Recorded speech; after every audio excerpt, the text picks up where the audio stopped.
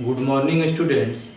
मैं आज एक नया चैप्टर साधारण ब्याज जिसे सिंपल इंटरेस्ट कहते हैं वो शुरू करने जा रहा हूँ। इसके पहले आप लोग मिश्रण देख चुके हैं और अन्य सभी वीडियो आप लोग देखते आ रहे हैं, उसे भी ध्यान से देखिए। और इसके अलावा मेरे चैनल ऑनलाइन स्कूल BSCB को लाइक, शेयर और सब्सक्राइब कीजिएगा। साथ ही इस पर आधारित मैं कुछ क्वेश्चन दूंगा, उस क्वेश्चन का आप लोग आंसर भी कमेंट करिएगा। तो चलिए मैं शुरू करता हूँ आज सिंपल इंटरेस्ट ब्याज। ब्याज जो है साधारण ब्याज, जैसे ब्याज दो प्रकार के होता है, एक साधारण ब्याज और एक चक्रवृद्धि ब्याज। दोनों होता है। साधारण ब्याज क्या है? ये एक निश्चित समय अवधि के लिए एक निश्चित वार्षिक ब्याज की दर से मूलधन के लिए, मूलधन से, जैसे जो मेरा धन शुरू का है वो मूलधन है, उस पर चुकता की गई राशि को साधारण ब्याज कहते हैं। जैसे साधारण ब्याज क्या लिखते हैं? SI बराबर, SI मतलब कि सिंपल इंटरेस्ट, SI बराबर P into R into N या T, कुछ भी लिख सकते हैं, बटा में। ये क्या होता है? साधारण ब्याज का सूत्र। सर SI का मतलब होता है, SI का मतलब होता है साधारण ब्याज, साधारण ब्याज या सिंपल इंटरेस्ट, इससे सूचित करते हैं। P का मतलब है मूलधन, P का मतलब है मूलधन। R का मतलब है दर जो कि परसेंट में होता है, अधिकांशतः प्रतिशत में लिखा होता है। और N का मतलब होता है समय जो कि वर्ष, माह या दिन, कुछ में भी लिखा रहता है। वर्ष, माह, दिन कुछ में भी लिखा रहता है। अब एक सूत्र होता है A बराबर P प्लस SI। इसका मतलब A का मतलब क्या होता है?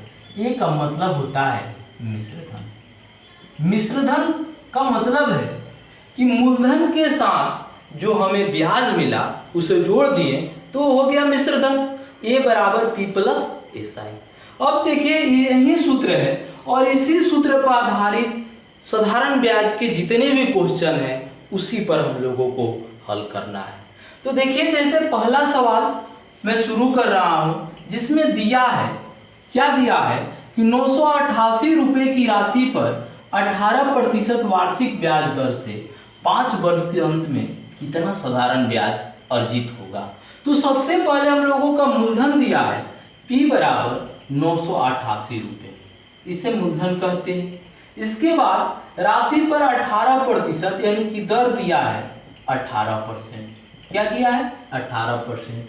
और कितने वार्षिक ब्याज की दर से? N बराबर 5 वर्ष, N बराबर 5 वर्ष। अब हमें निकालना क्या है? तो निकालना है साधारण ब्याज। क्या निकालना है? साधारण ब्याज। तो साधारण ब्याज जब निकालना है तो साधारण ब्याज का आप लोग सूत्र जानते हैं, SI बराबर क्या लिखेंगे? P into R into A बटा में 100, यही ना लिखेंगे। और इस पर बैठा देंगे, जैसे 988 गुना R का मान दिया है 18 और गुना N का मान दिया है P बटा में 100। क्या लिख देंगे? बटा में 100 ये दिया है। अब इसे हम कटा सकते हैं या गुना दे करके भाग दे सकते हैं। जैसे इसको कटाएं, 20 5 100 और 9 दूनी 18 और 10 दूनी 20। अब इसको गुना कर लेते हैं। ये तो और कट सकता है, लेकिन जब 10 या 100 इस रूप में आए तो न कटाएंगे तो अच्छा रहेगा, क्योंकि इससे भाग देने में आप लोग आसानी से भाग दे पाएंगे। जैसे इसको गुना किए, 9 8 72 7, 9 8 72 7 79 7, 9 9 81 या 7, 88 बटा में 10। क्या हो गया? 88 बटा में 10। ये हो गया 8892 बटा में 10, इतना दिया है। तो अब हम लोगों का साधारण ब्याज कितना होगा? तो 10 से इसको भाग दे दिए, तो 10 से भाग दिए तो क्या आ गया? 889.28। यही इसका आंसर हो गया। इतना रुपए हो गया क्या? साधारण ब्याज। यही यदि पूछा जाता कि मिश्रधन क्या होगा या कितने रुपए चुकता करने होंगे, तो उसके लिए क्या करेंगे? A बराबर P प्लस SI, मतलब 988 प्लस 889.2 इसे हम लोग जोड़ देते तो ये क्या आ जाता, मिश्रधन आ जाता। तो इसी पर आधारित मैं एक क्वेश्चन लिख दे रहा हूँ जिसका आंसर आप लोग कमेंट करके बताइएगा कि इसका आंसर क्या होगा। जैसे पहला सवाल, 8500 रुपये की राशि पर 8500 रुपये की राशि पर 9% वार्षिक दर से, वार्षिक ब्याज दर बोलते हैं या वार्षिक दर बोलते हैं, वार्षिक दर से यहाँ पर मान लीजिए 2.5 वर्ष 2.1/2 वर्ष का मिश्रधन कितना होगा। मूल साधारण ब्याज तो आप लोग समझ गए, अब निकालना है कि मिश्रधन कितना होगा। इसका आंसर आप लोग कमेंट करके बताइएगा इसका आंसर क्या होगा। तो पहला सवाल आप लोग समझ चुके। अब आते हैं 2 और 3 नंबर सवाल पे, इसका आप लोग आंसर करके कमेंट करिएगा इसका आंसर क्या होगा। तो चलिए दूसरा सवाल, जैसे दूसरा सवाल दिया है 2 नंबर सवाल इसमें कि 3600 रुपये की राशि पर 3600 रुपये की राशि को 2 भागों में इस प्रकार विभक्त करेगी। पहले भाग पर 5% वार्षिक दर से 3 वर्ष का साधारण ब्याज, क्या दिया है 3 वर्ष का साधारण ब्याज। दूसरे भाग पर 6.1/4% वार्षिक दर से 4 वर्ष के साधारण ब्याज के बराबर हो, ये राशियां है। मतलब कि एक भाग पर 5% दर और 3 वर्ष का साधारण ब्याज, दूसरे भाग पर 6.1/4 वार्षिक दर से और 4 वर्ष के लिए साधारण ब्याज, ये दोनों बराबर है। तो दोनों बराबर हैं तो ये राशियां क्या है, यही हम लोगों को हल करना है। जैसे मान ले कि माना कि पहली राशि हम लोग मान लेते हैं x, पहली राशि मान लेते हैं x। अब हमें निकालना है दूसरी राशि, तो टोटल राशि कितनी है 3600।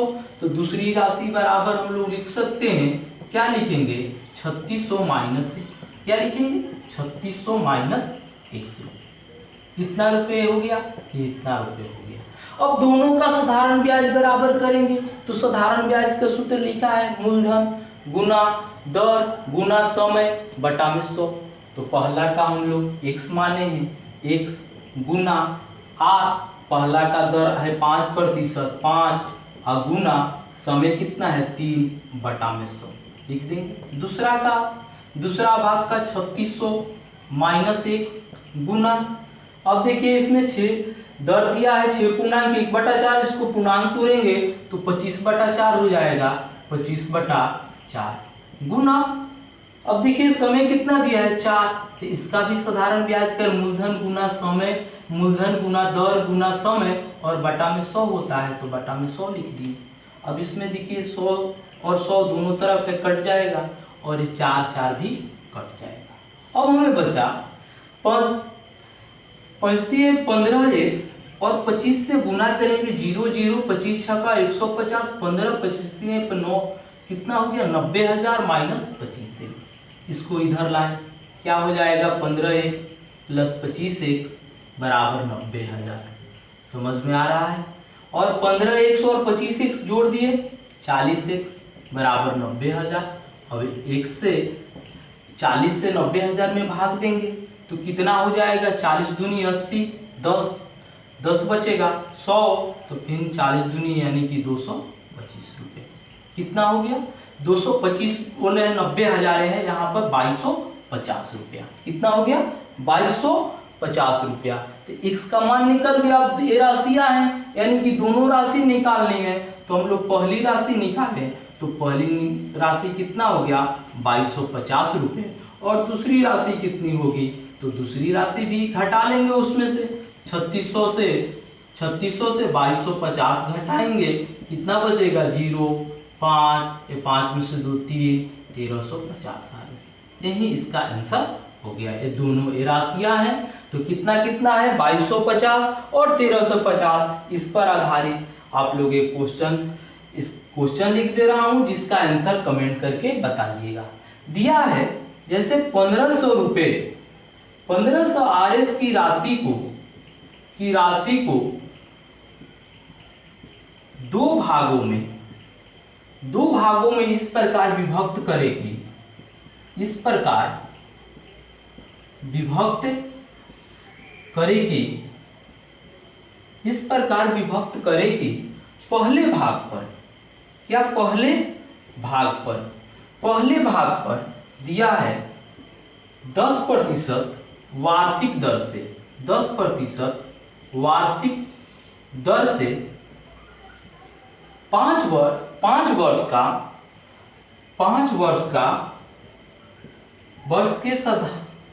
का साधारण ब्याज दूसरे भाग पर 12.5% वार्षिक दर से 4 वर्ष के ब्याज के बराबर हो, 4 वर्ष के साधारण ब्याज के बराबर हो, साधारण ब्याज के बराबर हो, तो ये राशियां हैं। तो इसका आंसर आप लोग कमेंट करके बताइएगा कि इसका आंसर क्या होगा। तो पहला सवाल, दूसरा सवाल, ये दोनों सवाल आप लोग समझ चुके। अब आते हैं 3 नंबर सवाल पे।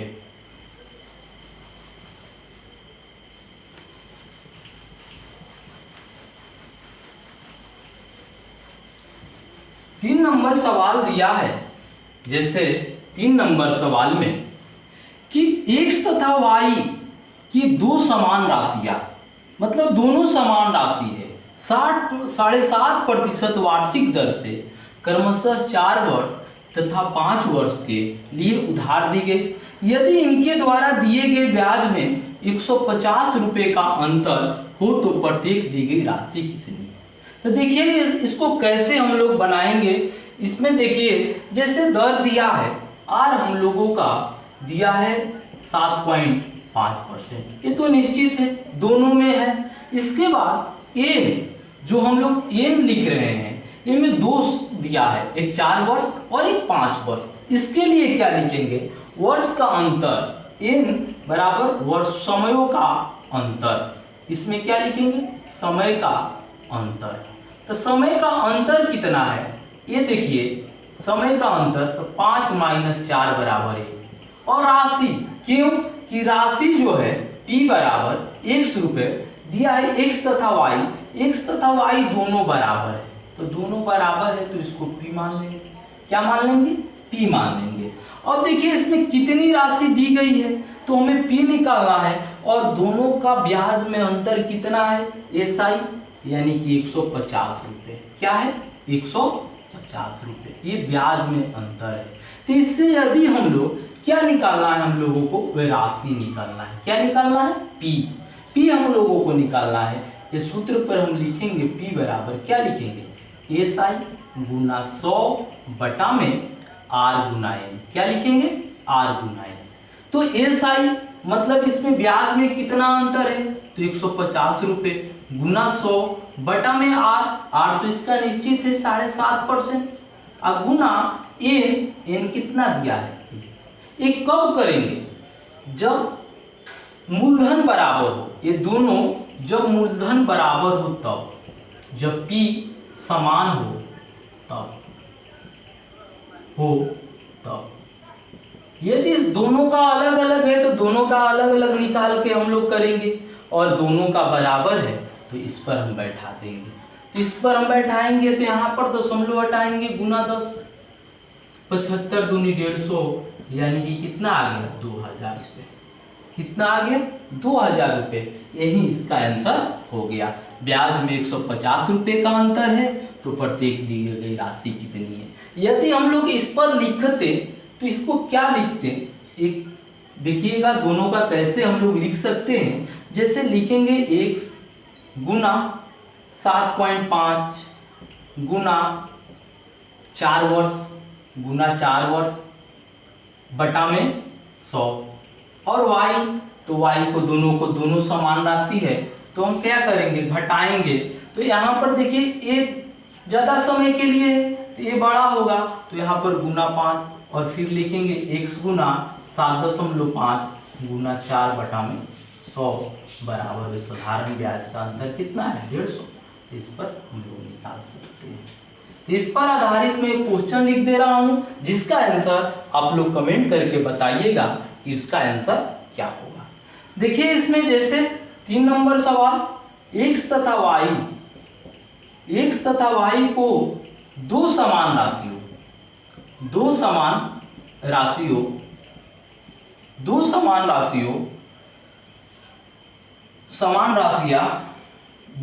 राशियां 5% वार्षिक दर से क्रमशः 5 वर्ष तथा 8 वर्ष के लिए उधार दी गई।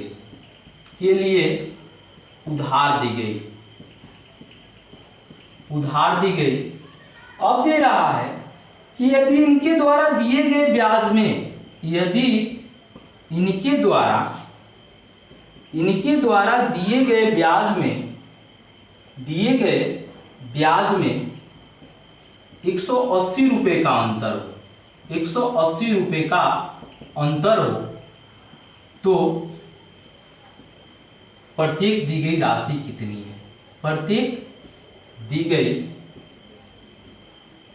कितनी है। इसका आंसर आप लोग कमेंट करके बताइएगा कि इसका आंसर क्या होगा। तो इसका आंसर तो 2000 रुपये हो गया।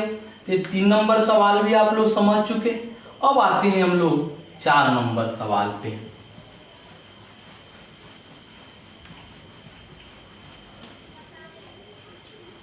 4 नंबर सवाल दिया है कि एक राशि का साधारण ब्याज की किसी दर पर 2 वर्ष के लिए निवेश किया गया। यदि यहाँ 3% अधिक ब्याज की दर पर किया जाता तो आज 72 रुपये अधिक मिलते। तो यह राशि कितनी है। तो यह राशि हमें निकालना है, यानी कि पी मूलधन निकालना है। तो ठीक इसी पर आधारित है। इसमें देखिए समय का अंतर था और इसमें क्या है दर का अंतर था है। तो इसमें क्या है 3% अधिक, यहाँ पर हम लिख भी सकते 5% से 8%, ये भी लिख सकते थे। इससे कि 3 अधिक है तो ये भी लिख सकते थे। तो वही अंतर है, जैसे इसमें दिया है कि प्रतिशत एक ही है, समय दोनों का अलग अलग है और राशि तो समान है। इसी में भी राशि समान है, लेकिन किसमें अंतर है, इसमें दर में अंतर है। तो बस वही सूत्र इसका भी प्रयोग करेंगे। P मूलधन निकालना है, P बराबर SI गुना 100 बटा में क्या लिखेंगे तो R गुना N, क्या लिखेंगे R गुना N।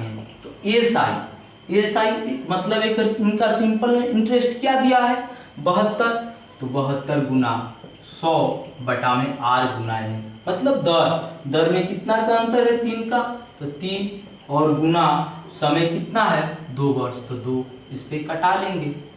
3 से 24 और 2 से 12 में 100 से गुना करेंगे 1200 रुपये। यही इसका आंसर हो गया। ये तो आसानी से समझ में आ रहा है। इस पर आधारित मैं एक क्वेश्चन लिख दे रहा हूँ जिसका आंसर आप लोग कमेंट करके बताइएगा कि इसका आंसर क्या होगा। जैसे यदि एक राशि का साधारण ब्याज का, एक 4 नंबर है, एक राशि का साधारण ब्याज की किसी दर पर, साधारण ब्याज की किसी दर पर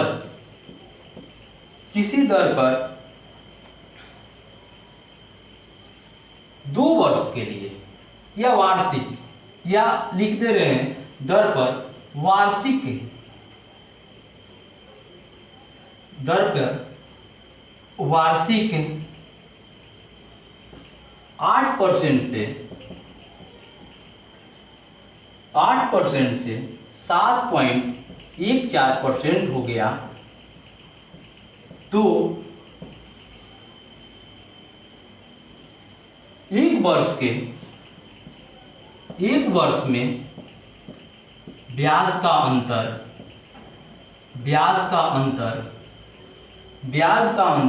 61.50 रुपये है।